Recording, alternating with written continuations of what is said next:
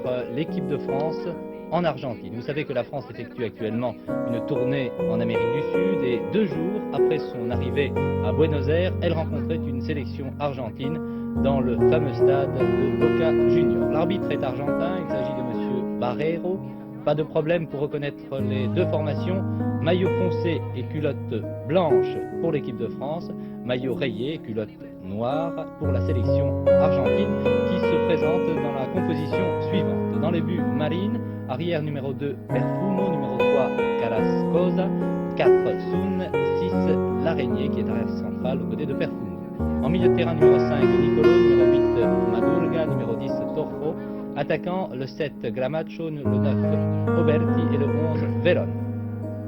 L'équipe de France était privée pour ce premier match du Nantais Henri Michel qui souffrait d'une forte laryngopharyngite et Georges Boulogne avait aligné dans les buts Carnus, arrière Djorkaeff, Bosquier, De Virostani, milieu de terrain Mézi, Huck, attaquant Floch, Loubet, Lèche et Beretta. Nous suivons donc la première mi-temps de cette rencontre arbitré, je vous le rappelle, par M. Barreiro. J'ai à mes côtés Joseph Mercier qui commentera en ma compagnie cette rencontre. Nous suivrons 50 minutes de ce match entre la sélection argentine et l'équipe de France.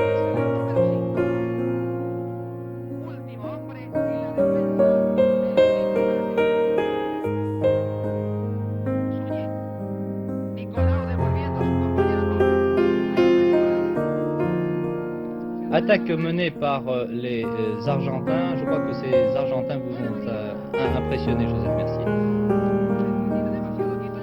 Impressionné, c'est Je vous interromps car nous allons suivre une action extrêmement intéressante à la 3e minute menée par Georges Lèche. Regardez bien Georges Lèche qui élimine un adversaire, sert fort bien Charlie Loubet qui trompe d'un joli tir, n'est-ce pas Joseph Mercier, contre le gardien Marie. Ça, c'était vraiment une très très belle action parce que l'appel de Loubet a été fait au très bon moment, au meilleur moment je veux dire, et Georges Lèche qui a vraiment eu une action individuelle extraordinaire, là lui a donné la balle dans les meilleures conditions. C'est un très joli but. Ce sera d'ailleurs le seul but de cette mi-temps, l'équipe de France menant 1-0 au repos. Et nous passons immédiatement à la 2e mi-temps de cette rencontre qui sera incontestablement la plus intéressante puisque vous le verrez, de très nombreux buts seront marqués au cours de ces 45 minutes. Nous parlons des conditions atmosphériques. Il faisait une température relativement clémente au stade Boca Juniors. L'éclairage n'était, paraît-il, pas excellent et le terrain était très dur, ce qui a certainement gêné les 22 joueurs. Deuxième mi-temps, donc un changement dans l'équipe de France. Revelli, porteur du numéro 12, remplace Charlie Loubet au sein de l'attaque française. A signaler qu'au cours de la première mi-temps, Jackie Novi se blessait à la suite d'un contact avec plusieurs joueurs.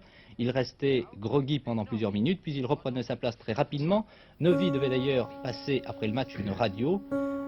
Il était atteint d'une légère fracture du nez, ce qui devait quand même beaucoup gêner le joueur de l'Olympique de Marseille. Ce n'était pas le seul ennui qui devait arriver à Jackie Novi, vous le verrez par la suite, au cours de cette deuxième mi-temps que nous suivons donc maintenant. Deux changements également dans la sélection argentine. De nouveaux joueurs ont fait leur apparition sur la pelouse du stade Boca Juniors. Vous voyez ici un arrêt de Carnus qui sera très sollicité au cours de cette deuxième mi-temps.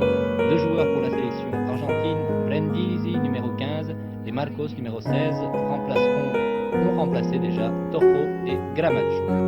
Brindisi qui sera au cours de ces 45 minutes l'un des attaquants les plus dangereux, n'est-ce pas Joseph? Ah oui, ça c'est sûr. Attaque de Georges Lèche qui a impressionné et le public argentin et les joueurs. Il a fait une très bonne première mi-temps. Le Nîmois Michel Mézi qui centre ici de gauche. Interception de L'Araignée. L'Araignée, l'arrière central. Bon joueur, bon technicien. Des contre-attaques menées par la sélection argentine. Une sélection qui, je l'ai dit, possède une très bonne technique mais qui jouait quand même moins vite que l'équipe de France tout au long de cette rencontre. Mais c'est vrai. C'est d'ailleurs une des qualités essentielles manifestées par les Français, c'est cette vitesse d'exécution qui leur a permis justement de venir à la tragédie en Argentine.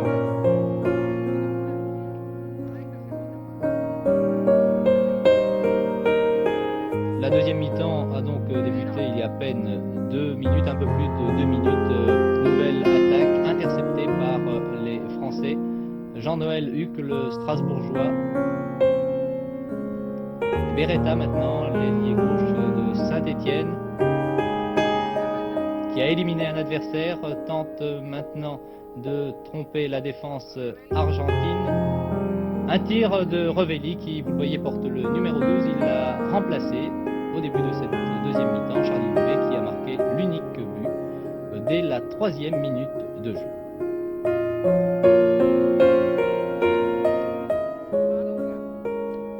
Madurga, numéro 8, bon joueur. Et une attaque menée par Revelli. Revelli qui cherche un partenaire. Il voit Georges Lèche avec le ballon au pied. Une passe de Georges Lèche à Beretta, bien démarqué sur la gauche. Le Stéphanois remet en retrait. Interception des défenseurs argentins. L'Argentine qui, je vous le rappelle, n'a pas participé à la dernière Coupe du Monde au Mexique. L'Argentine qui organisera en 1978, dans 8 ans, la Coupe du Monde, celle de 74, ayant lieu en Allemagne. Un tir de Brindisi contré par les défenseurs français qui ont été eux aussi très sollicités. Je crois que la défense française a fait un match, disons, héroïque. Héroïque, oui. Surtout à la fin. Beretta, très replié. Un petit pont, vous voyez que les Français peuvent réussir aussi ce genre d'exploit. Toujours Beretta. Bernard Bosquier. Lèche. Un tir de Lèche nettement à côté. Et sans inquiétude pour le gardien argentin Marin.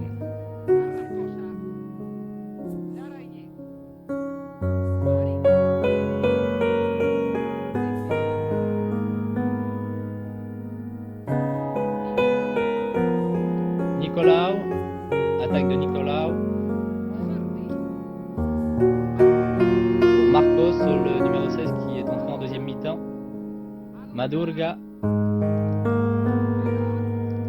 L'ailier gauche Vérone qui essaie de s'infiltrer au centre. Suivez bien cette offensive menée par Floch de Monaco. Floch qui laisse à Georges Lèche. Lèche transmettant sur la droite à son capitaine Djorkaeff, le joueur de Paris Saint-Germain. Georges Lèche essaie de s'infiltrer et vous le voyez, il est fauché dans la surface de réparation. Oui, c'est une faute indiscutable. D'ailleurs, l'arbitre désigne immédiatement le point de pénalty. Il a tout à fait eu raison, M. Barrero, d'accorder un pénalty à la 5e minute de la deuxième mi-temps. Un pénalty que va tirer le capitaine de cette équipe de France, Djorkaeff.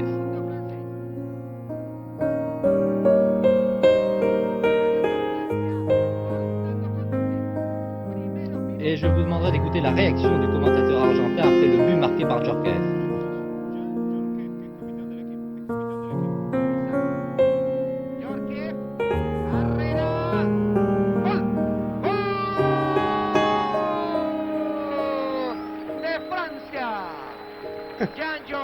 Deuxième but pour l'équipe de France qui mène donc 2-0 après 5 minutes de jeu en deuxième mi-temps. Vous avez l'impression que c'est un score mérité, Joseph Mercier?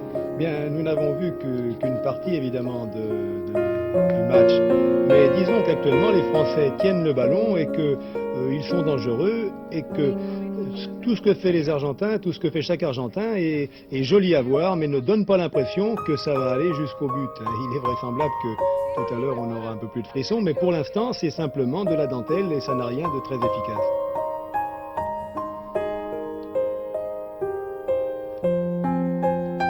L'arbitre ici accorde un coup franc qui peut être dangereux. Vous voyez que le mur français s'est déjà formé devant Carnus.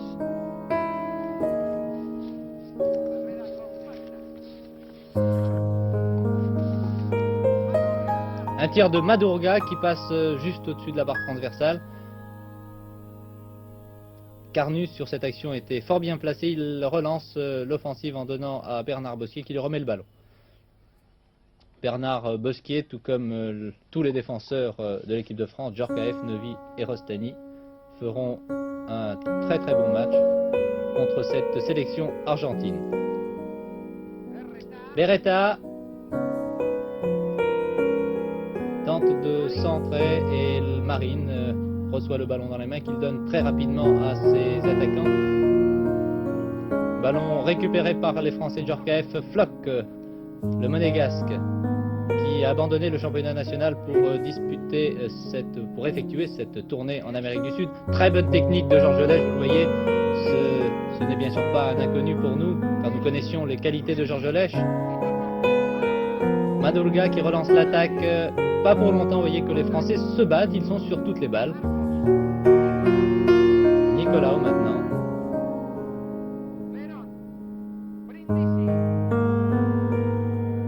Un tir de Brindisi qui n'inquiète pas Georges Carnus. On sent que qu'au cours de cette période, les Argentins ont l'intention de marquer. Mais pour l'instant, les Français, en ce début de cette deuxième mi-temps, se défendent fort bien. Beretta, toujours à son aile gauche. Et Marcos, avec le numéro 16, suivi de très près par Ostani, qui a donc retrouvé sa place en équipe de France. Il l'avait perdu pour le match France-Belgique, une rencontre que les Français avaient gagnée 2-1 à Bruxelles. Il avait été en effet remplacé par Lemaire. Marcos, mais il y a le rideau défensif français, Bosquier.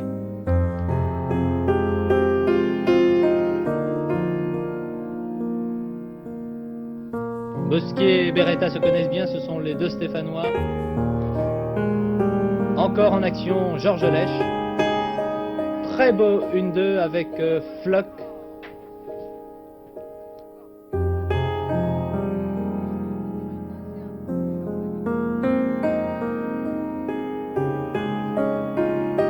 Corner pour l'équipe de France tirée par Beretta, un gaucher. Lèche qui a failli récupérer cette balle, il a voulu donner en retrait, voilà qui est fait à Mézy. Ah, pourtant, Michel Mézy, le 10 mois qui est gaucher, a manqué son tir, il a manqué complètement ce centre-tir qu'il voulait effectuer dans les buts de Marine.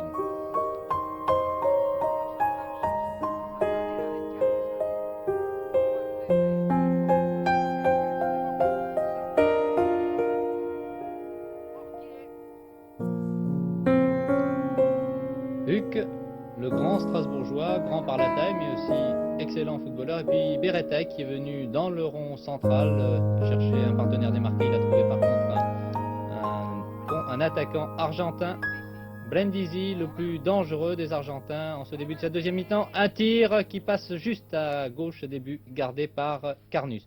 On a l'impression que les Argentins essaient, là incontestablement, Joseph Mercier, de réduire la marque. Oui, justement, j'ai l'impression qu'ils se libèrent progressivement du pressing des Français. Ce sera peut-être plus évident tout à l'heure, mais c'est une impression.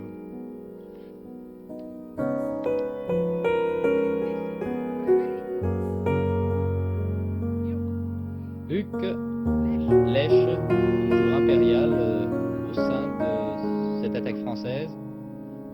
Il a été la révélation pour le public argentin. Floch, mais hors-jeu de Revelli signalé